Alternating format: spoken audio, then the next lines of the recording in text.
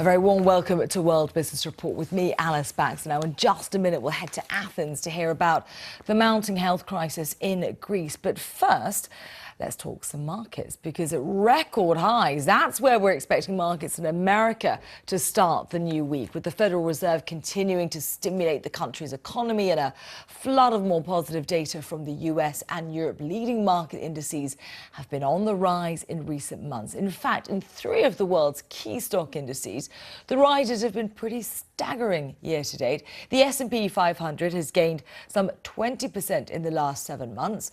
London's FTSE 100 is up 13%, whereas the Nikkei over in Japan is up a massive 40%. Well, to put that into perspective for you, if you'd invested $100 back in January, it would now be worth $140. But it's not been all plain sailing for all stock markets everywhere. In the leading emerging economies, it's been a very different story. Chinese Shanghai Composite Index is down 11%, Russia's MICEX down 6%, and the Brazilian Bovespa is down by a fifth. So your $100 investment there could only be worth around $80 now if you'd invested in Sao Paulo. Well, to discuss what's driving this divergence in investor sentiment, I'm joined by Louise Cooper, an independent market analyst. Good to see you as ever, Louise. Let's begin by talking about the States. Last week, we saw the S&P 500 hit the 1,700 mark. What would you say were the key factors driving that growth? Well, first of all, we've got a very stimulative Federal Reserve with this QE every month, $85 billion per month of quantitative easing. And that really has stimulated the US stock market. Now, the concern had been that that was going to start to taper. And yet we had those non-farm payroll numbers on Friday that were slightly disappointing. This is the monthly jobs figures. Slightly disappointing, only 162,000 jobs have been added, more like 185,000 had been expected, which now means that the market may not get tapering the beginning of the end of QE in September. We may have to wait to the end of the year. So it's almost like good economic news is great news for the stock market. Bad economic news just means the Federal Reserve is going to continue for longer. So we're in this kind of situation where good news is good news, but bad news too. And yet within that jobs data we had out of the States, we also had some very good unemployment numbers. That came down to the lowest level that I think we'd seen in 4 months or so. What effect would you say that that had to the positive rise that we saw on the FTSE, the Nikkei in Japan as well? That also up, or is that more down to internal factors, good manufacturing data out of the UK, Abenomics over in Japan, etc.? Precisely. So in the UK, we didn't have a triple dip recession. We didn't have a double dip recession. And in fact, if you look at the data over the last 3, 4, 5, 6 months, it has been getting ahead of steam, and the economy seems to be getting past this escape velocity. We've got Mark Carney, the new governor of the Bank of England. He's got a very big set-piece speech this week. It's his first inflation report. And he's expected to talk much more broadly about what he wants to do with monetary policy. And a lot of people are now expecting him to keep rates much lower for much longer, and quite what else he's going to do. And of course, in Japan, it's Abenomics. And yet, in the emerging economies, we're seeing indices there not faring so well. China, Brazil, Russia, what's going wrong in those countries? Well, it's not what's going wrong. One of the big things is the concerns about a slowdown in China. We get a lot of economic data from China this week. So by the end of this week, we'll have a bit of a stronger sense as to what's happening in China. But if you can invest your companies in a highly liquid, strong economy, with very good, shareholder protection, why would you, like the States or the UK, why would you take the additional risk of countries where you don't know what's going on, the laws are not quite as good, there's less shareholder protection? If you can make great money in the US S&P, highly liquid, brilliant companies, biggest economy in the world, you don't need to go to the developing countries. And I think that's it. It's more, if you're feeling more positive, you can go and make a lot of money in the States and Japan and the UK. Investors sticking with what they know. Exactly. Louise Cooper, I know you're sticking around to go through the papers with us very shortly, so thank you for that, and see you in just a moment.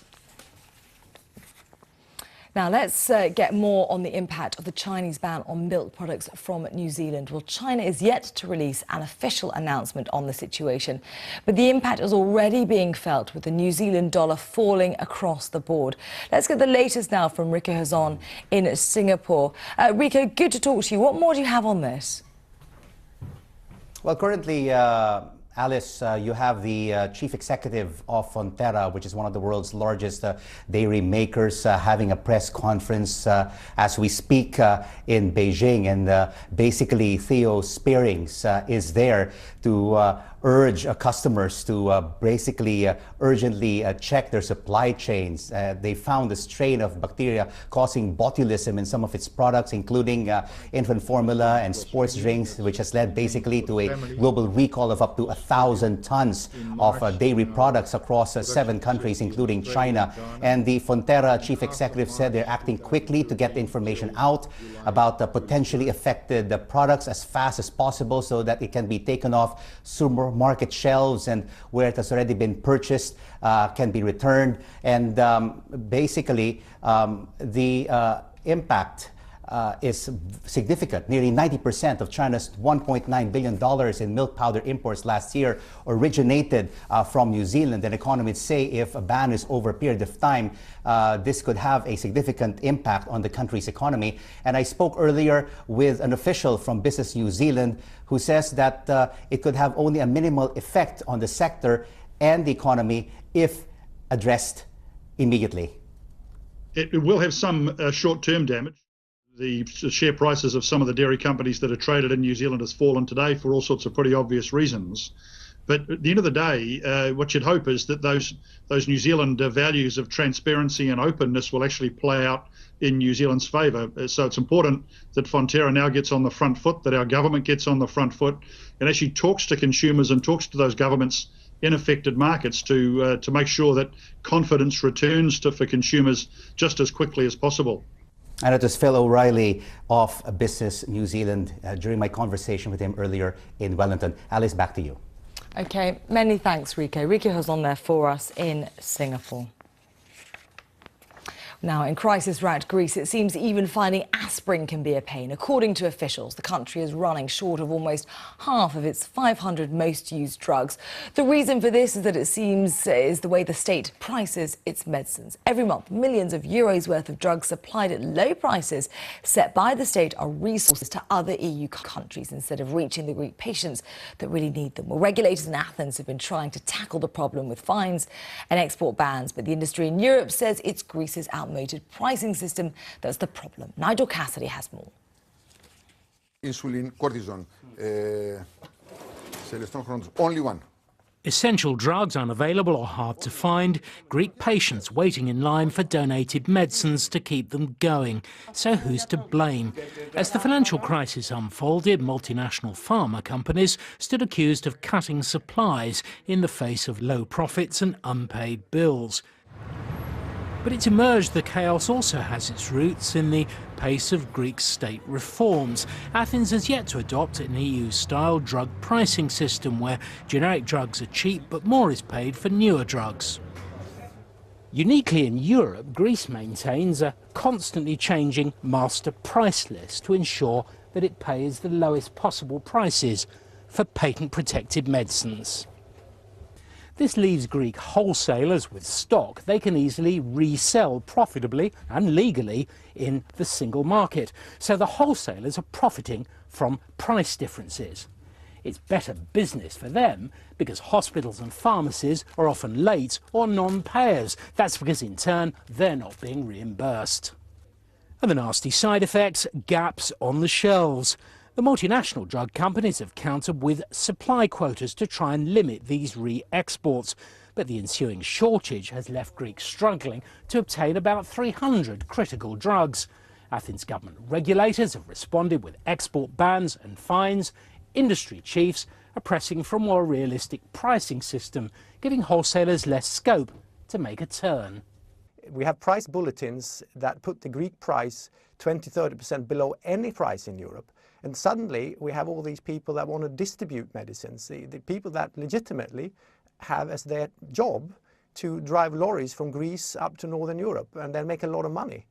And then the government corrects the price after a month and some people made a lot of money in the meantime and patients didn't get their drugs. It's all very irrational.